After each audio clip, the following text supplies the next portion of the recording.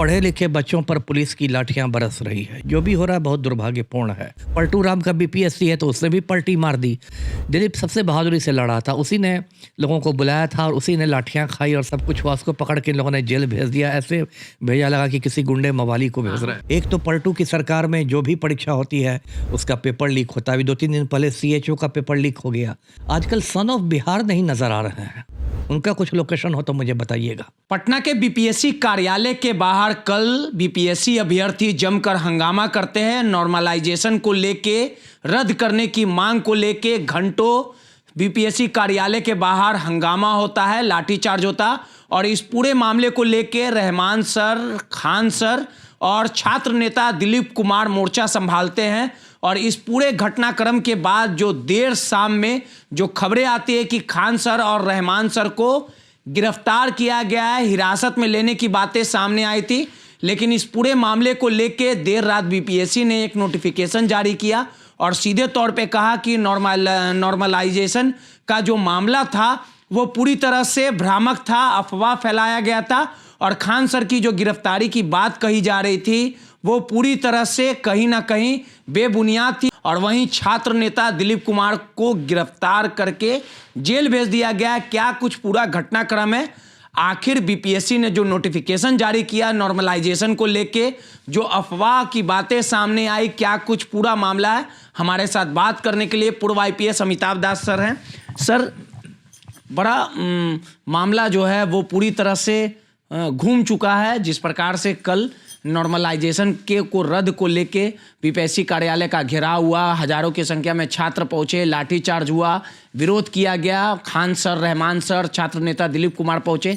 देर शाम तक गर्दनीबाग में खान सर की गिरफ्तारी की बातें सामने आई, हिरासत की बातें सामने आई।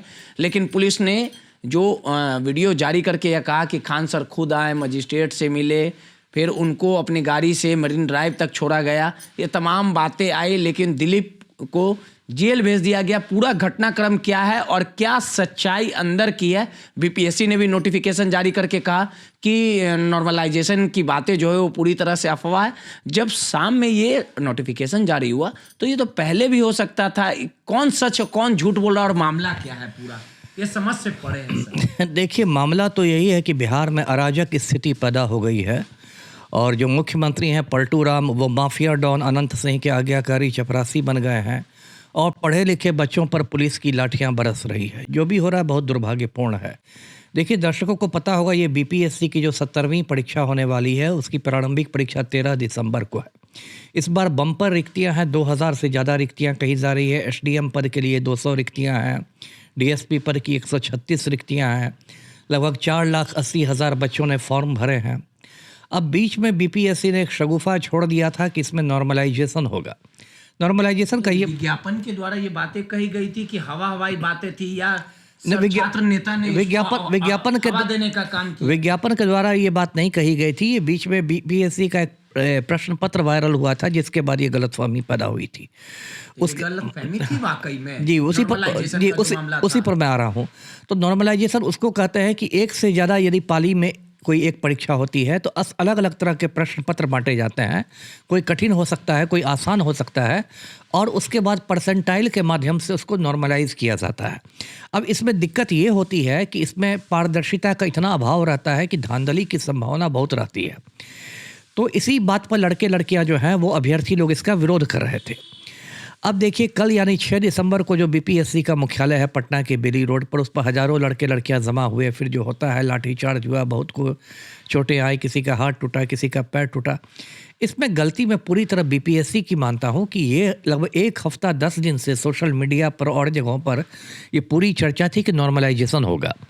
तो कायदे से बीपीएससी को उसी समय एक प्रेस विज्ञप्ति जारी करना चाहिए था और कहना चाहिए था कि ये अफवाह है, ये भ्रामक बातें फैल रही हैं, कोई नॉर्मलाइजेशन का प्रस्ताव नहीं।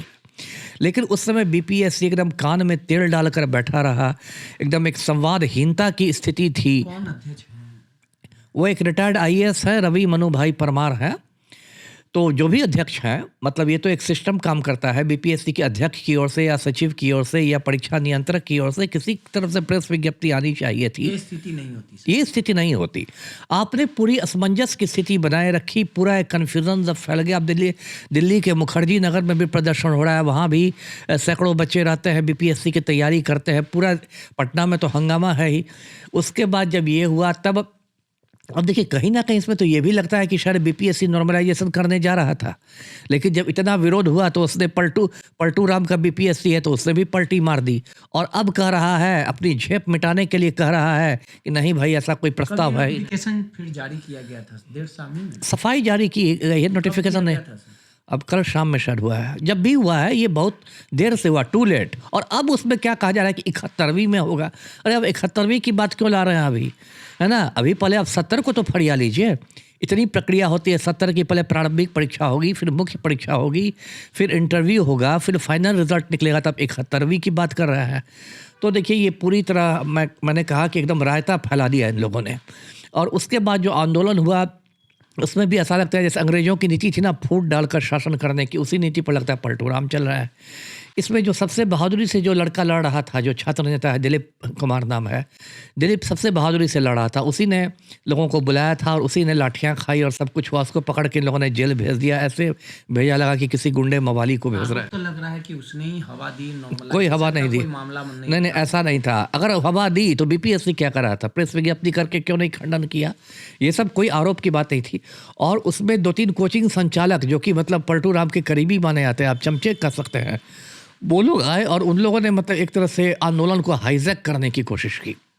यहाँ तक कि दिलीप को मंच पर भी नहीं चढ़ने दिया गया। तो ऐसा लगता है कि इस पूरे मामले में एक राजनीतिकरण हो गया। जो भी हो, अब देखिए उसमें 2 मांगें और जुड़ गई हैं बच्चों की।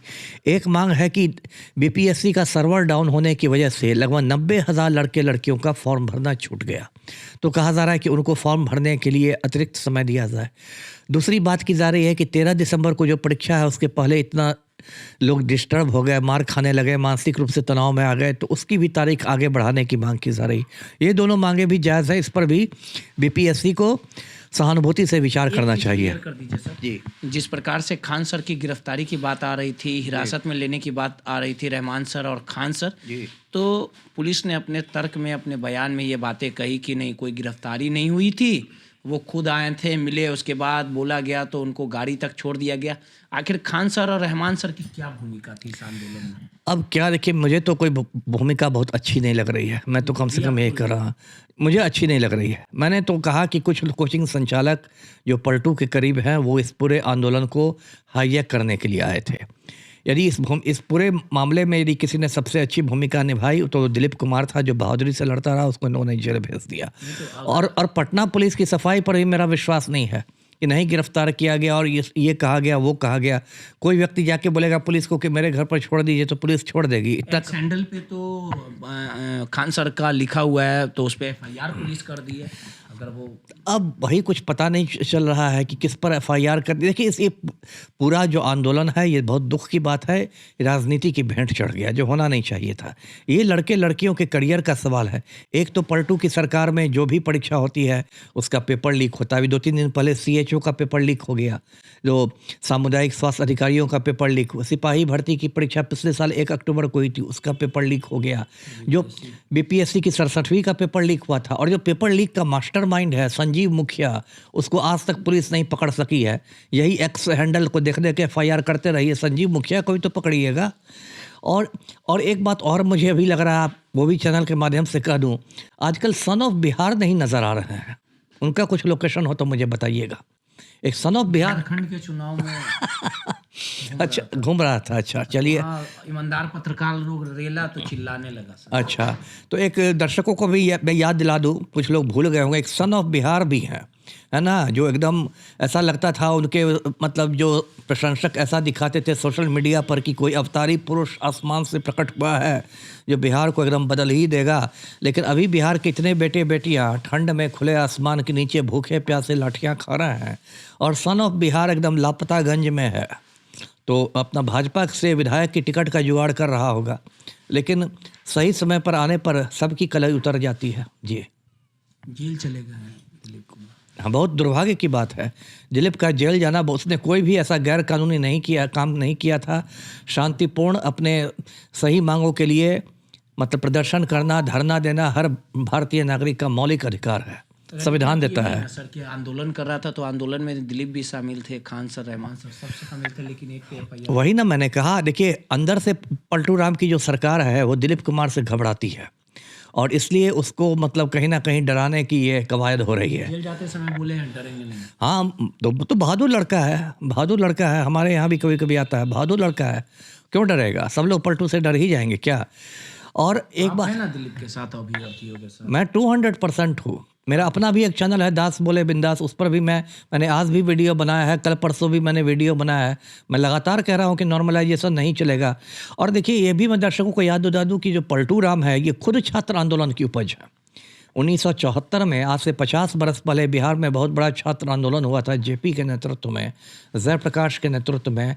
पलटू राम ने तभी से राजनीति शुरू की और अब मुख्यमंत्री बनने के बाद इनमें अहंकार की इतनी अतिरिक्त मात्रा हो गई है कि लगता है कि ये जो बच्चे हैं, लड़के लड़कियां, इनको दुश्मन की तरह ट्रीट करने लगा है ना। लाठी चलाने की औकात माफिया पर तो नहीं है बिहार पुलिस की, तो बच्चों को ही कूट दिया जाए। अभियर्थियों के साथ आप लोग हैं, 200% है। आंदोलन में आप भी जाइएगा। नहीं, अब वहाँ जाऊँगा तो थोड़ा नेतागिरी वाली बात हो जाएगी, लेकिन मैं विभिन्न चैनलों के एकदम, मैंने कहा ना 200% साथ हूँ। चलिए सीधे तौर पे जिस प्रकार से अभ्यर्थियों का जो पूरा मामला था, नॉर्मलाइजेशन की बातें जो हो रही थी उसको लेके छात्र जो है कल बीपीएससी कार्यालय के बाहर प्रदर्शन कर रहे थे। इस पूरे मामले को लेके बीपीएससी ने सीधे तौर पे कहा कि नॉर्मलाइजेशन का जो मामला था वो पूरी तरह से बेबुनियाद था, अफवाह थी। अब इस पूरे मामले को लेके सर एक चीज़ है, खान सर की तबीयत खराब हो गई है, अस्पताल में भर्ती है। अब ये बीमारी राजनीतिक है, शैक्षणिक है, सांस्कृतिक है, भौगोलिक है, ये तो डॉक्टर लोगों से पूछिए। तबीयत खराब हो गई है, ऑक्सीजन वगैरह सब लग गया है। नहीं, तो देखिए मैं तो डॉक्टर नहीं ना हूँ, इसलिए मैंने कहा कि ये बीमारी राजनीतिक है, शैक्षणिक है, सांस्कृतिक है, भौगोलिक है, ये तो अब डॉक्टर ही बताएंगे ना। अब तबीयत अचानक भी खराब हो जाती है, लेकिन असलियत तो आप डॉक्टरों से पूछें तो बेटर होगा। चलिए सीधे तौर पे तमाम बातें पूर्व IPS अमिताभ दास जी बता रहे थे कि जिस प्रकार से जो दिलीप को जेल भेजा गया है वो पूरी तरह से गलत है और बीपीएससी की ओर से जो बातें कही गई कि नॉर्मलाइजेशन का जो मामला था वो पूरी तरह से बेबुनियाद था, इसे हवा दी गई। और इस पूरे मामले को लेके इन्होंने सीधे तौर पे कहा कि छात्रों की जो मांग थी वो पूरी तरह से जायज़ थी और दिलीप कुमार को जेल भेजना कहीं ना कहीं दुखद है। सहयोगी शशि के साथ रोहित, दर्श न्यूज़, पटना।